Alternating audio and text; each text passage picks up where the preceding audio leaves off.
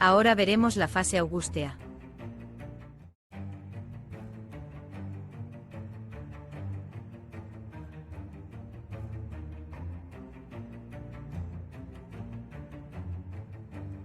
Las cuales eran las leyes dirigidas a la represión de viejos y nuevos crímenes.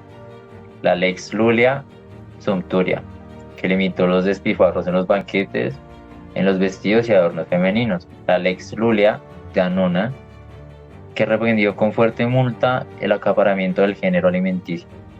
Esto empieza con el Principado de Octaviano. El Principado de Octaviano va del 27 a.C. al 14 después de Cristo. Este se organiza a través de una dinastía, es decir, cuando se llega al gobierno por descendencia. Entonces Octaviano muere, pero deja descendencia, entonces adopta a Tiberio y así es como inicia la dinastía. Diucio Claudio, que va desde el 14 a.C. al 68 después de Cristo. Esto está integrado por Tiberio, que va desde el 14 hasta el 17 después de Cristo. Su gobierno fue más o menos bueno, el trato de él era como seguir lo mismo de su padre. Y Calígula va desde el 37 al 41 después de Cristo. También está Claudio, que va desde el 41 al 54 después de Cristo. Y Nerón va del 54 al 68 y es el más conocido porque mandó a incendiar Roma solo por la ambición del poder.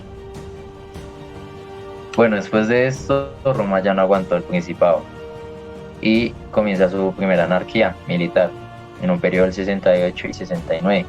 Esta anarquía se dan tres militares que no dejan huella, los cuales eran Gal, Tonel y Vitelo. Después de todo esto, los militares toman el gobierno y empieza la dinastía de los Flavios. Dinastía de los Flavios, 69 al 96 después de Cristo. Tres gobernantes, dos muy famosos, los cuales eran Vespasiano del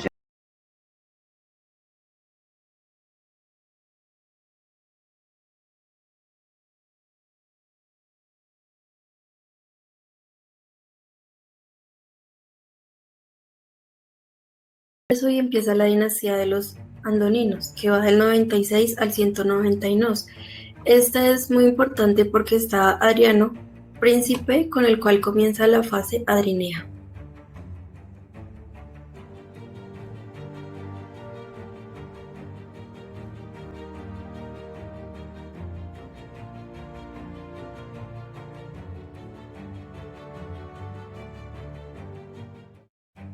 Muy bien, ahora veremos la fase adrianea. Fase adrianea, del Principado de Adriano, emperador romano conocido con el nombre de César Traiano Adriano Augusto, de descendencia española, nacido en Itálica el día 24 de enero del año 76 y murió el 10 de julio del año 138 después de Cristo, conocido como Adriano. Durante su imperio, que fue desde el año 117 al 138 después de Cristo, continuó y perfeccionó la obra de Traiano, ayudado por una inteligencia superior, no solamente para lo militar, sino para lo cultural. Fue un celoso administrador, aunque profesaba un gran respeto por las tradiciones romanas, se convirtió en un verdadero tutor de las provincias, cuyas necesidades conoció y estudió realizando frecuentes viajes, estimuló la vida económica, la administración y ordenación de la justicia del imperio. La obra más significativa de su gobierno fue el Edicto Perpetuo, que era la recopilación de los antiguos edictos pretoriales realizada por el sabio jurisconsultor Salvo Juliano. Desde entonces el derecho quedó ordenado en un cuerpo de disposiciones de fácil consulta. En el año 134, a sus 58 años, regresó a Roma y empezó a buscar a su sucesor, quien fue Aureliano Fulvo Diono, y él murió en el año 138. Después siguió la dinastía de los Antoninos desde el año 138 al 192 después de Cristo. El primero fue Tito Helio Adriano Antonino, conocido como Antonino Pío, desde el año 138 al 161 después de Cristo, quien fue de espíritu superior, le apasionaba la justicia, estrechamente ligada al deber, muy equilibrado y de seriedad moral.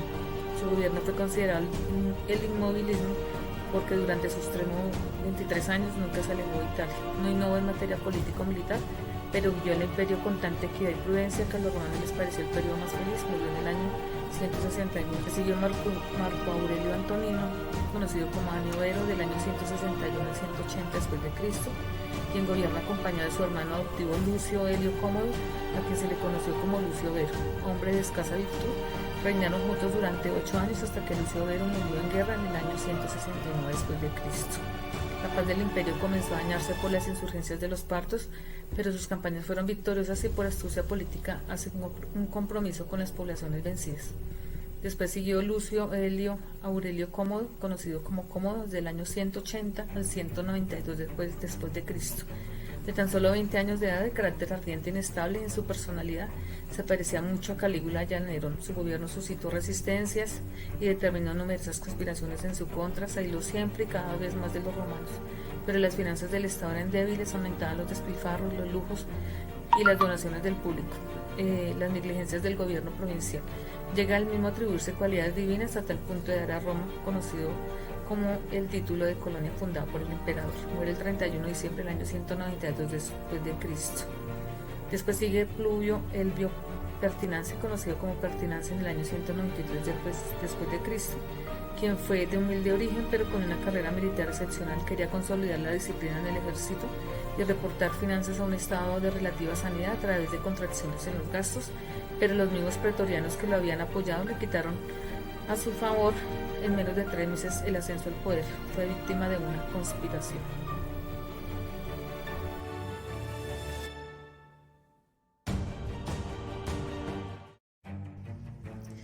El día de hoy les voy a hablar de Marco Didio Giuliano. Originario de una familia de Brescia, hubiera podido desarrollar bien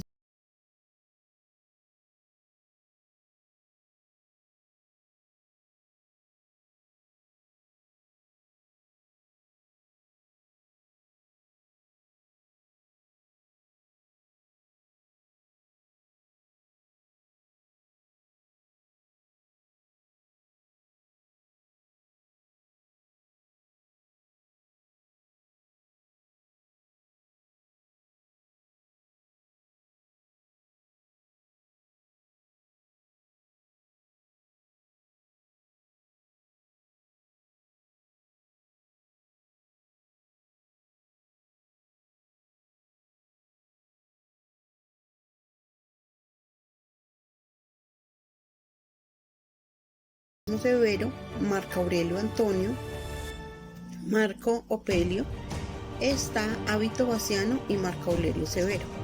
Esta dinastía se dedicó decisivamente como a la desvaloración de la república y la evolución de la organización estatal y gubernativa de Roma hacia el absolutismo totalmente imperial. Séptimo Severo gobernó del 193 al 211 después de Cristo. Originó la Lepsis Magna de África. Al no encontrar otro camino para conjurar la naciente anarquía que el establecimiento de una verdadera dictadura militar, fue necesario someter a numerosos grupos militares que estaban lanzados hacia la conquista del poder. Solo podían hacerse contando un poder militar más fuerte, donde digamos que esa fuerza tuvo una significación, mas el hombre fue recto, ya que procuró ejercer el poder con mesura, aunque le entregó extrema autoridad al ejército, más los hechos militares, pues su principado realmente fue importante. La política fue siempre abierta para congraciarse con el Senado, el uso de palabras y formas externas como la iniciativa hábil de proclamarse hijo adoptivo del Marco Aurelio y de alguna manera conocer al hijo Vasiano, designado por el sucesor al trono de nombre Marco Aurelio Antonino. De resto, las prérrogas de la casa señorial fueron, reducidas y prácticamente transferidas en gran parte a los caballeros. Esto totalmente inspirado a la esposa de Guía Dogma, que se concedió a sí mismo y abiertamente el título de Dominus, e hizo todo para que su nuevo poder tuviera un carácter en la jerarquía absoluta, en la monarquía. Marco Aurelio Antonino Caracalla él gobernó del 211 al 217 después de Cristo. Continuó una obra incautada e improvisada que se trataba de los valores romanos. de sobrenombre Calla, porque usaba un vestido con capucha y mangas, así denominado, y la completa insensibilidad de los severos frente al nacionalismo romano e itálico se manifestó de modo más claro en el año 212 después de Cristo. Fue un último golpe al residuo vital de la gloriosa República Romana. En el año 217 después de Cristo fue víctima de una instigación de Macrino, oficial de los pretorianos. El caballero de la extracción humilde, originó de Mauretania, alcanza, digamos, como ese cargo de príceps, pero no por muy poco tiempo. Digamos que la personalidad insulsa contra él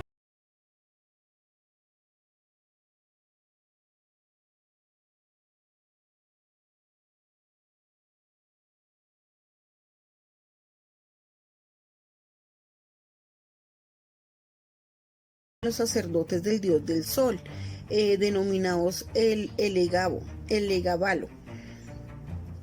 Su hermana Giulia Mesa tenía 2 hijas, una llamada Soemia y Mamea, y Soemia tenía un hijo que se denominaba Hábito Vasiano, y Mamea tenía un hijo Alexiano Vasai.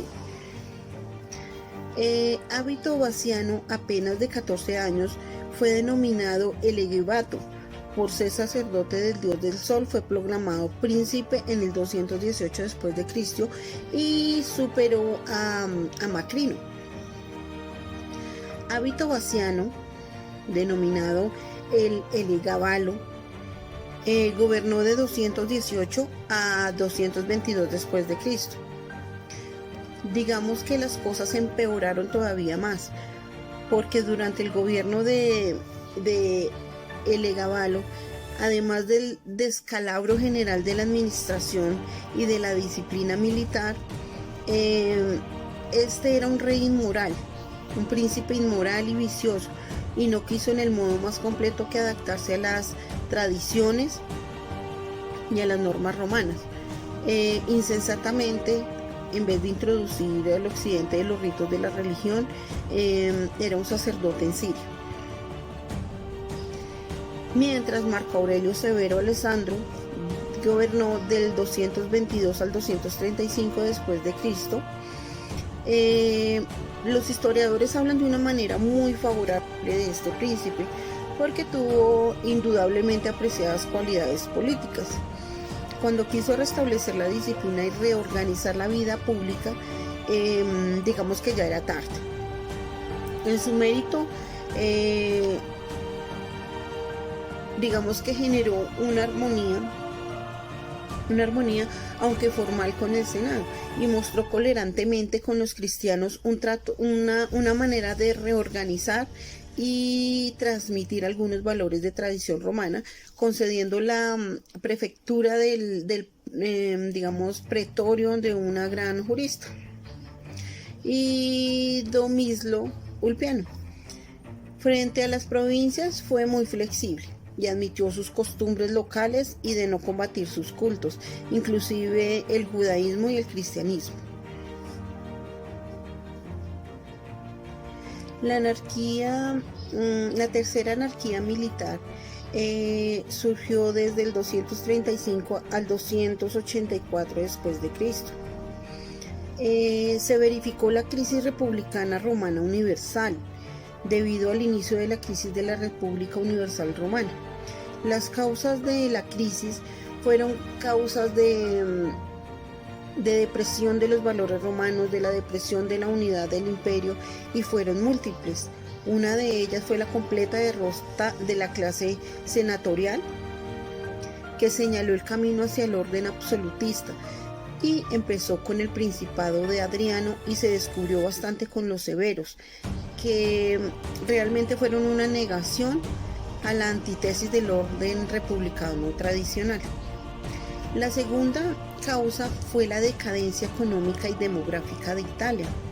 En este caso se manifestaron en el siglo III después de Cristo a través del empobrecimiento de la península, digamos, estos medios de producción como las masas de ciudadanos.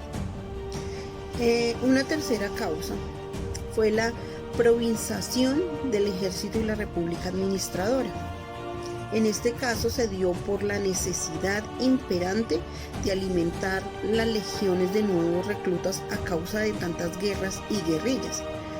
Digamos que su expresión más característica fue la Constitutio Antoniniana de Caracalla. Se trató de una consecuencia que el príncipe tomó como una realidad la paz romana y el interés común. Otra de las causas fue la obra corrosiva del cristianismo, religión, digamos, que se afirmaba de alguna manera como la independencia del cristianismo frente al Estado, primero Dios y después el Estado. Y una quinta causa fue la presión de los bárbaros, digamos que estos fueron como más gobernantes de la tercera anarquía militar y la fase universal republicana. Muchas gracias. Ahora veremos la fase de crisis. Ahora veremos la fase de crisis.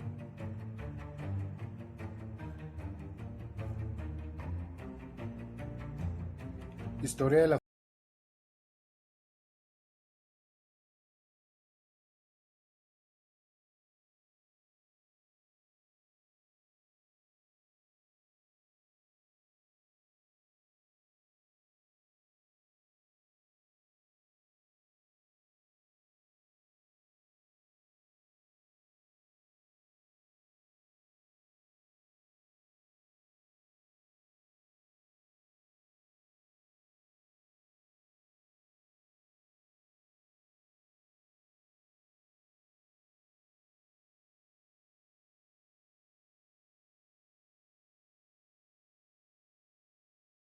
sobrino de Gordiano I. Gordiano III con 15 años debe nombrar un prefecto, el cual es Felipe el Árabe, que termina traicionando.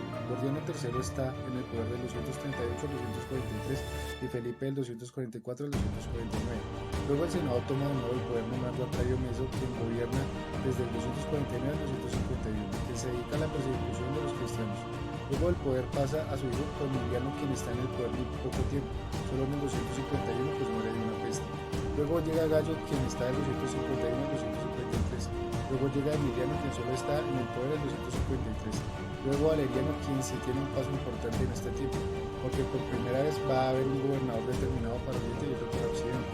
Para esto Valeriano se asocia con su hijo Gallieno. Entonces Valeriano toma poder en Oriente y Gallieno en Occidente.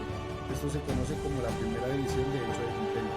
Luego de la muerte de Gallieno en el 259, llega Claudio II, el gótico, quien está en el poder solo 2 años, de 268 al 270. Es esa la época de mayor crisis, porque es recordada como la época de los tiranos. Luego llega Quintino, que solo permanece en el poder durante el 170, pues muere de una peste. Este es sucedido por un jefe de caballería, quien es Aureliano. Está en el poder del 270 al 275, dejando huella por conocerse este periodo como la época de restauración. Construyó un muro para la seguridad de Roma, el cual se conoce como Muro Aureliano. En estos 5 años nacen normas de orden económico, político y social. Desde todos los puntos de vista, con la muerte de Aureliano, el Senado nombra al anciano Tasio, con el cual vienen 9 años de gobernantes que pasan totalmente desapercibidos, Tácito, Floriano y Probo, el cual es asesinado por sus propios soldados para poner en el poder a Marco Aurelio Caro, que está en el poder del 282 al 283, llegando luego Numeriano del 283 al 284, luego Carino en el 284 y luego tras un breve enfrentamiento con Carino llega al poder Diocleciano, el primer emperador romano. Estructura estatal y jurídica. En esta fase se congelaron las estructuras del ius vetus y se concentraron en las instituciones del ius novum, todas las actividades jurídicas, tanto como la producción de las normas, su aplicación y su interpretación jurisdiccional. En consecuencia, las instituciones del ius vetus se vieron devaluadas por las reformas del ius novum, así perdiendo relevancia. También un grave problema de esta fase se vio reflejado en que la jurisprudencia romana, representada por Alessandro Severo, se agotó y cayó, todo por la burocratización impuesta por los jurisprudentes.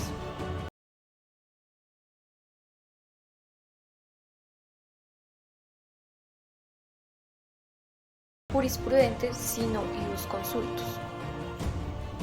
Siguió también sobre el plano de la cultura jurídica la dificultad creciente de una jurisprudencia sólida, unitaria y relevante socialmente.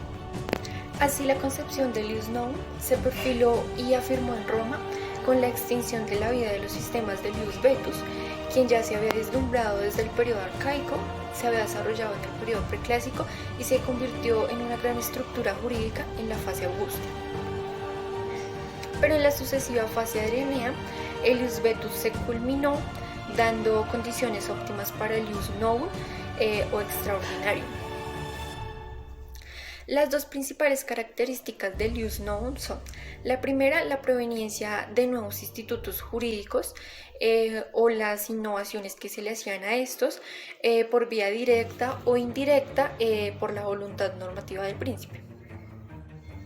La segunda característica es la creación, desarrollo y la protección del derecho emanado de tales fuentes mediante el comicio extraordinario, es decir, mediante procedimientos extraños al tradicional romano, ya que siempre había sido un sistema republicano, democrático y participativo. Puso todo a depender de la voluntad del príncipe, es decir, se convirtió en absolutismo. Influyó mucho el fenómeno del mimetismo, es decir, si se visualizaba cerca del ius vetus, esto se tornaba democrático, pero si se hacía cerca al ius novum, esto se tornaba absolutista. Es decir, la transición de la democracia a la autocracia.